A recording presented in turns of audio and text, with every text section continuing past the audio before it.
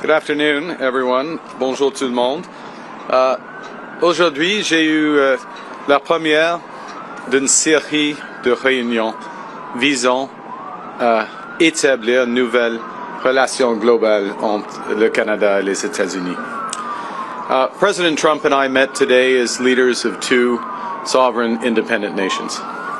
And I want to thank the President and the members of his cabinet that attended for welcoming me and my colleagues to the White House and for our very constructive discussions. I conveyed to the President today what our countries have long proven to be true, that Canada and the United States are stronger when we work together. We can get a better deal for our workers. We can create more opportunities for our businesses. We can build stronger economies across North America when we work together. And really today marked the end of the beginning of a process of the United States and Canada redefining that relationship of working together. The question is how we will cooperate in the future, how we can build an economic and security relationship built on mutual respect, built on common interests, and that delivers transformational benefits to our economies. We had what I would describe as wide-ranging and, as I said a moment ago, very constructive discussions. We agreed to have further conversations in the coming weeks, and we are looking forward to meeting in person at the G7 summit in Kananaskis in Alberta. Now, while that's going on, in Canada, we will focus on what we can control. Alors, demain, je réunirai avec les premiers ministres pour un appel afin de faire le point sur les conversations que nous avons eues ici aujourd'hui et de discuter du travail qui nous attend. We are going to reinforce our strength at home. We will reinforce Canada's security for an increasingly dangerous and divided world. We will transform our border security, our security in the Arctic, and our support for our allies around the world. We'll build an economy that creates jobs, grows incomes, and withstands shocks, when in fact the strongest economy in the G7, an economy that works for everyone. Nous allons bâtir une économie canadienne renouvelée, où tous peuvent réussir dans un monde qui est en train d'être profondément transformé. Nous allons bâtir les infrastructures qui permettront à nos entreprises de rejoindre de nouveaux marchés autour du monde. Et nous allons bâtir une seule économie canadienne par 13. We are masters in our own home, and we can give ourselves far more than any foreign government can ever take away. So now is the time to build, and based on the discussion today, to build at home and to build with our partners abroad, including the United States. Merci beaucoup. Thank you very much, and I look forward to your questions. Thank you, Prime Minister. We'll now begin the press conference. We'll begin with questions from the traveling delegation. First question, première question. Good afternoon, Prime Minister. Tonda McCharles, Toronto Star. I was watching your face through the meeting in the Oval Office, and I wondered what was going through your mind when the President talked about erasing the artificial border and how he criticized your predecessor and Madam Freeland. Thank you for your question. I'm glad that you couldn't tell what was going through my mind as that was going through. With respect to the first point, the President has made known his wish about that issue for some time. I've been careful always to distinguish between wish and reality. I was clear there in the Oval Office, as I've been clear throughout on behalf of Canadians, that this is never going to happen. Canada is not for sale. It never will be for sale. Some things, as I said in the room, some things are never for sale. And he agreed with that. I distinguish between the two, and then with respect to the importance of reestablishing a constructive relationship for negotiations of a partnership, of an economic and security partnership, which is what we were here for. I look forward, not back, and I think we established a good basis today.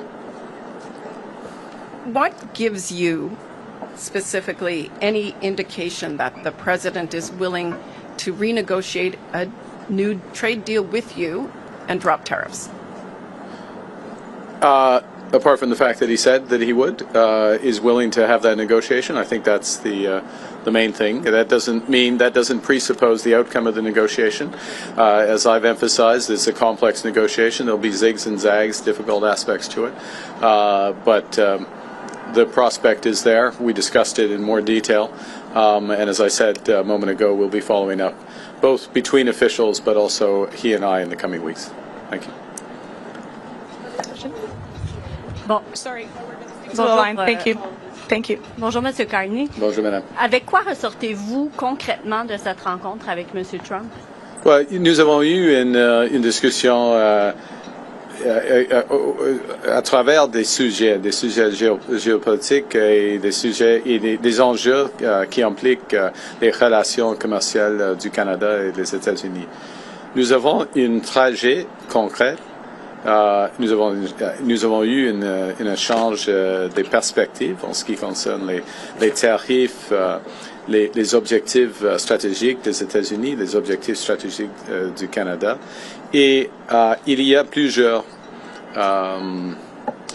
enjeux sur lesquels on peut avancer les discussions. Alors, il y a un plan qui existe et une volonté qui existe entre les deux pays d'avancer les discussions. Mais il n'y a pas de décision sur n'importe quel tarif aujourd'hui. Quand il a été question, quand on a posé la question à M. Trump sur les tarifs, s'il avait l'intention, si vous pouviez faire quelque chose pour les lever, pour les supprimer, il a dit non. Comment est-ce que vous l'interprétez? Ce n'était pas une surprise pour moi. Pas du tout. Non, pas du tout, parce c'est une situation très complexe. Hein. Il y a plusieurs tarifs, il y a des liens entre les initiatives américaines, il y a un monde qui est plus dangereux et divisé, et il y a des liens entre nos relations sécuritaires et nos relations économiques. Alors, il n'y a pas une initiative canadienne qui peut changer cette situation. C'est la raison pour laquelle il faut avoir des discussions globales. Ce que je voulais dire, c'est qu'il faut s'attendre encore à ce que plusieurs mois, dans les prochains mois, ça reste. Là. On verra. Non, on verra. On verra combien de temps ça va prendre. Prochaine question. C'est pas nécessairement comme ça. Hi, Prime Minister. Joanna Smith from The Logic. At one point during the meeting in the Oval Office, the President, when talking about the tariffs and talking about a deal, also made very clear that when it comes to autos, his goal is to have car makers make them in the U.S. and for the tariffs to not make any economical sense to be made in Canada anymore. Do you anticipate lifting tariffs on autos at any point? And what did you tell him in the room about that topic? Well, we had discussion about all the major issues in the room, so to speak, in the lunch afterwards, including autos, and specifically, without going into the full details, the strategic position of the North American auto industry, or more specifically, the Canadian-U.S. auto industry, versus foreign competition, including from Asia, and how that could be enhanced.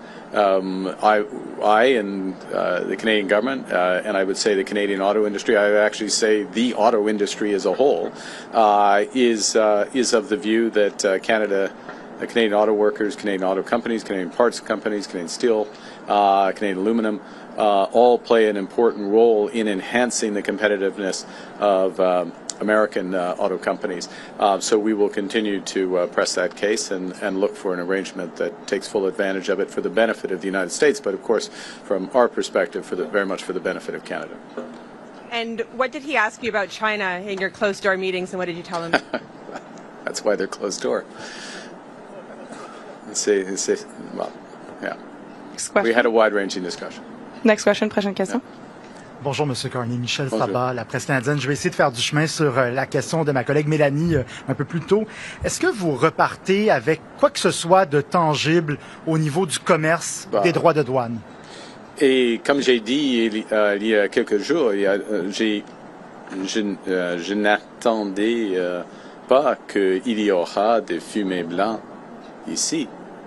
OK? Parce que ce sont des négociations, comme je viens de dire, très complexes. Il y a beaucoup d'aspects. Mais on a fait de progrès. On a fait de progrès. Nous avons eu des échanges très compréhensifs, très tangibles. Et il y aura des réunions entre les ministres et les fonctionnaires. Et puis, entre lui et moi, Monsieur le Président, et moi, sur l'appel, et en Alberta au mi-juin. Alors, on a fait de progrès, mais toujours dans les négociations commerciales, n'importe quelle négociation commerciale, il y a un processus et le fin, et pas nécessairement de progrès qui est apparent pendant les négociations. Ça, c'est la vie des négociations. Okay? Parlant de l'Alberta. In English, to summarize, look, in a negotiation, you don't get like little elements of it. You get an end to a negotiation. We're having a very complex negotiation about a wide range of issues, and it's as I said before I came here, I wouldn't have expected white smoke coming out of this meeting. That was not my expectation. Because of the nature of the negotiation, so you don't expect to have specific progress as things move along, even when you're making progress, because it's a global. That's why it's a global negotiation. Parlant de l'Alberta, que pensez-vous de l'idée de Daniel Smith d'encourager la tenue d'un référendum sur la souveraineté de l'Alberta? Le Canada est plus fort que quand nous travaillons ensemble comme Canadiens et Canadiens. Et je suis albertain. Et je crois fièrement en Canada. Alors, on peut poser les questions, mais pour moi, la réponse est claire. Canada is stronger when we work together. As an Albertan, I firmly believe that. You can always ask a question, but I know what I would respond clearly. Prochaine question. Next question. Bonjour, M. Carney, Olivier Ferrand-Boissé de TVA. Est-ce que M. Trump vous a convaincu qu'il voulait bel et bien renégocier l'accord de libre-échange parce que ça semblait pas clair dans le bureau avant tout à l'heure? C'est clair. Oui. Ouais. Plusieurs reprises que c'est clair qu'il y aura. Oui.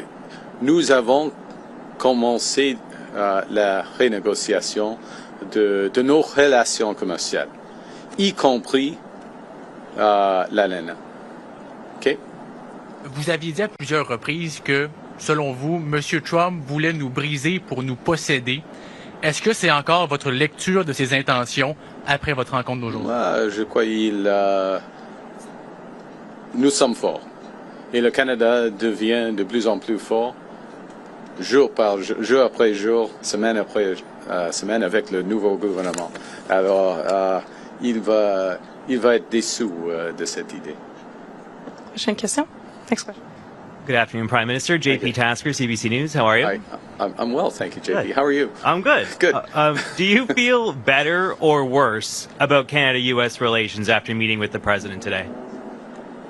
It was a very constructive meeting. I feel better about the relations in the sense of, in many respects, one, the posture, if I can put it that way, or the positioning the President took towards us.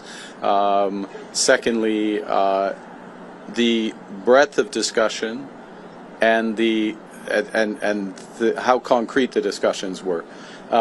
These are the discussions you have when you're looking to find solutions as opposed to laying down terms, if you will.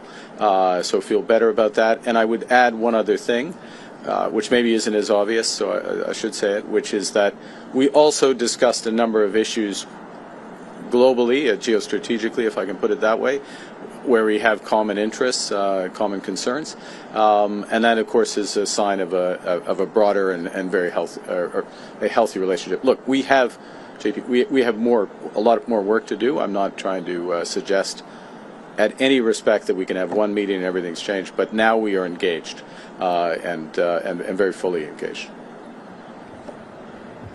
Good afternoon, Prime Minister. Ashley Burke, CBC News. What specifically did you say to President Trump about lifting tariffs on Canada? And based on your conversations, what do you think it would take to get those tariffs lifted, and how long could it take? Well, I can't answer the second part of your question because we don't make that decision. But certainly press the case in a number of areas where we think the tariffs should be lifted. And specifically, I'll give an example with respect to the scourge of fentanyl and the efforts, the considerable efforts that have been made at our border and behind the border in terms of raids as well.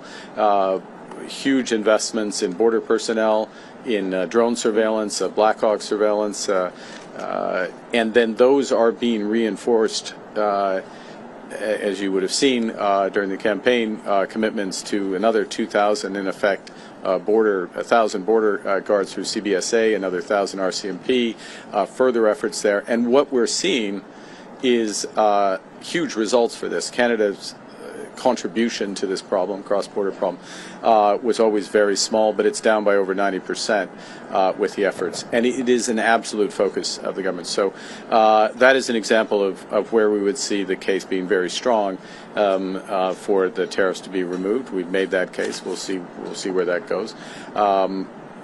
In other areas, the tariffs are, in our view, not in the interests of American competitiveness and jobs. We have more work to do on making those cases on that. Thank you.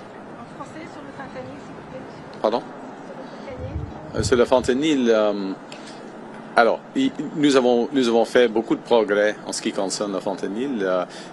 Il y a une chute. On a commencé avec un niveau très bas par rapport au Mexique. C'est moins de 1%, mais il y avait une chute le niveau, le montant de fentanyl. C'est presque 0,1% maintenant. Des exemples. Alors, mais c'est pas par hasard parce que nous avons investi beaucoup en ce qui concerne la sécurité de notre frontière et mon gouvernement va réinvestir de plus, 20% de plus par exemple par rapport les agents de la frontière. Alors, le cas pour enlever ou supprimer les tarifs de fentanyl est très fort maintenant. Thank you. We'll have time for one last question and follow-up. Dernière question et question de suivi. Hi, Prime Minister. Stephanie Taylor with the National Post. I heard you say, there's a difference between the President's comments around Canada becoming a 51st state as a wish versus a reality. You told him that Canada was not for sale. But many Canadians are offended and deeply angered by the fact that he keeps repeating this comment. So have you asked the President to stop calling Canada the 51st state? Yes. Today. Okay, specifically, what did you ask him? Exactly what you just said. But what words did you use? How did you ask him? Look, I gave you an answer. Do you have a follow-up? En français. What was his answer? Well, we'll look. I don't know. He's the president. He's his own person. I would go back to showing the difference between a wish and a reality. We're very clear. I've been very clear publicly, consistently. I've been very clear in private. I was clear again in the Oval Office. Will be clear throughout. The president. He understands that we're having a negotiation between sovereign nations and that we will only pursue and accept a deal that's in the best interests of Canada, not just in the short term, but in the medium and long term for Canada. J'ai dit, c'est pas utile de répéter cette idée. Je l'ai dit à lui, mais il est le président, il va dire ce qu'il veut. Pas. Mais il y a une différence, une grande différence entre la réalité et la volonté, comme vous le savez. This will be the last question. Sorry, just last question. Okay. Steph didn't take a follow-up. So last question, please. Thank you. This is Bapal Manga from the Wall Street Journal. Given what's happened with the USMCA and the tariffs that Canada is facing, how do you trust that the U.S. right now is negotiating in good faith, and how do you trust any deal you sign with them? We'll make that determination over the course of the negotiations. I mean, that's the bottom line on that. It's a process. You see, and I would emphasize the following, which is that we have been in the process, as most would know, of an election, and so this is the point at which a serious discussion begins. And so we had the President, at his invitation, I'm here, he welcomed us. We had a very substantive, wide-ranging discussion with the President, but in the presence of the Vice President, the Secretary of Commerce, the Secretary of Foreign Affairs, and beyond, his Chief of Staff as well. Now I'm in trouble, Stephen Miller. I think that covers it. That covers it? I hope so. And we have some very specific things to follow up on and build out from that. And in any negotiation, then you make a determination based on that. It also, part of what you make a determination based on is, are the incentives aligned in the agreement that you get? And I think the lesson would be of this experience is to ensure that the incentives are aligned and durably so between the two countries, and that is a way that agreements are self-reinforcing. Thank you very much. Prime Minister, this was the next press conference. C'est ce qui met fin à notre conférence de presse. Merci. Merci.